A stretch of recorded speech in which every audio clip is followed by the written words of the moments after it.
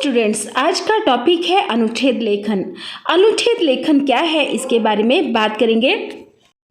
अनुच्छेद लेखन जो होता है एक महत्वपूर्ण लेखन रूप होता है जिसमें किसी भी विषय को, किसी भी सब्जेक्ट को छोटा करके संक्षेप में विस्तार से दिखाया जाता है या बताया जाता है, लिखा जाता है। इसमें एक प्राथमिक विचार प्रस्तुत किया जाता है जिसे विभाजित किया जा सकता है, जिसे बांटा जा सकता है और उसमें उसके जो है कुछ बिंदु होते हैं, ठीक है, जिनको हम विस्तार से जिनकी व्याख्या करते हैं, एक्सप्लेनेशन करते हैं। अनुच्छेद लेखन के द्वारा विचारों को स्पष्ट और संगठित ढंग से प्रस्तुत किया जाता है। देखिए, अनुच्छेद लेखन और निबंध लेखन दोनों की ही जानकारी होना आपके लिए बहुत ज़रूरी है। तो चलिए सबसे पहले हम निबंध लेखन की बात करें तो इसमें भूमिका और उपसंहार होता है, लेकिन अनुच्छेद लेखन में भूमिका और उपसंहार नहीं होता। निबंध लेखन में बहुत सारे पक्षों की जानकारी होनी चाहिए और उसके बारे में लिखा जाता है, लेकिन अनुच्छेद लिखते हुए सिर्फ एक ही पक्ष के बारे में लिखा जाता है। निबंध जो होता है वो 200 से 300 शब्दों का होता है, इससे ज़्यादा भी हो सकते हैं, लेकिन अनुच्छेद में सिर्फ और सिर्फ 100 शब्द से ज़्यादा नहीं होने चाहिए।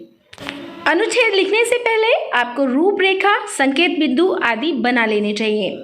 अनुच्छेद के विषय में किसी एक ही पक्ष का वर्णन करना चाहिए और ये मैंने आपको बताया है कि भाषा जो है वो सरल, स्पष्ट होनी चाहिए जिससे आसानी से समझा जा सके। अब देख लीजिए निबंध और अनुच्छेद लिखने में क्या अंतर होता है। नंबर एक अनुच्छेद में सारी जानकारी बहुत ही सटीक तरीके से दी जाती है, लेकिन निबंध में एक ही जानकारी को बढ़ा चढ़ाकर अच्छे से लिखा जाता है। तो अनुच्छेद लेखन करते हुए आपको ये ध्यान रखना है कि बहुत बड़ा अनुच्छेद नहीं लिखना, बहुत ज़्यादा शब्द नहीं निकले अनुच्छेद में, लगभग बस 100 शब्द ही लिखने हैं, 100 वर्ड्स ही लिखने हैं। एक अनुच्छेद लेखन कुछ ही लाइनों का होता है, लेकिन निबंध जो होता है उसको आप कितना भी बड़ा लिख सकते हैं। तो यही इसमें अंतर होता है। और इसके साथ ही ये आपको ध्यान रखना है कि एक ही बात को आपको बार बार नहीं लिखना, क्योंकि कई बच्चे ऐसे होते हैं जो एक ही बात को बार बार लिखते रहते हैं और अनुच्छेद लेखन को ऐसा बना देते हैं कि जैसे कि वो निबंध लिख रहे हों। ठीक है, तो हमें क्या ध्यान रखना है कि हमें एक ही बात को बार बार घुमा फिरा कर नहीं लिखना है। बस हमारी जो भाषा है वो सरल, स्पष्ट होनी चाहिए। जो भी कुछ हम लिख रहे हो वो अच्छे से समझ आना चाहिए और बस याद रहे कि 100 शब्द से ज़्यादा, 100 वर्ड से ज़्यादा नहीं होने चाहिए।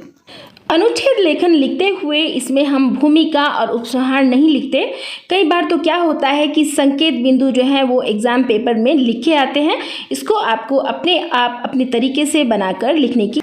चैनल पर अगर नए हैं तो सब्सक्राइब कर दीजिए, बेल आइकन को दबा दीजिए। अगर वीडियो पसंद आई हो तो लाइक कीजिए। Okay viewers, thanks for watching this video.